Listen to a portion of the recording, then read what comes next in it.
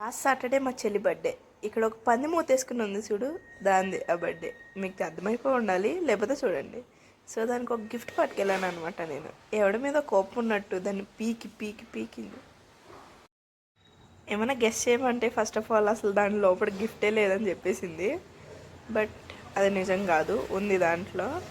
అయితే కొంచెం జాగ్రత్తగా తీయంటే నువ్వు ఇన్ని టేపులు వేస్తే ఎవడు జాగ్రత్తగా తీస్తాడా అని అంది. సర్లే అని వదిలేశాను ఇంకా. సో దీని గురించి చెప్పాలంటే పెద్ద ఏం లేదు. So belated happy birthday Shravani.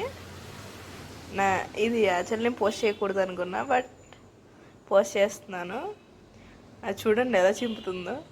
అది లోపల ఉన్నది ఎంత డెడికేట్ సెన్సిటివ్ అయితే ఇరిగిపోతే ఏం చేస్తుంది, ఎవరు who is responsibility for that. వెనకాల నుండి వాళ్ళ డాడీ కూడా ఏం లేదనుకుంటా అంటున్నాడు. సో మీరు కూడా చూడండి, అలాగే తనకి విష్ కూడా చేయండి మీరు. మేబీ ఈ వీడియో చూసి తను కూడా షాక్ అవుతుందేమో, నాకు తెలియకుండా పెట్టేసింది ఏంటి అని. దీని బర్త్డే పాటలు ఇంకా వస్తాయి, ఇంకొక part.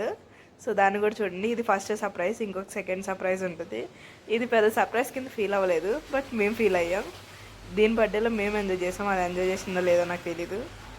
So here the surprise.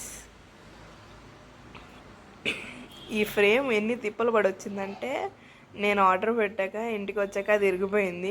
మళ్ళీ షాప్కి వెళ్ళి ఫెవికాల్ తీసుకొచ్చి అతికిచ్చి మళ్ళీ అంతా ప్యాకింగ్ చేసేటప్పటికి అంత టైం అయిపోయింది అనమాట. కానీ బాగుంది.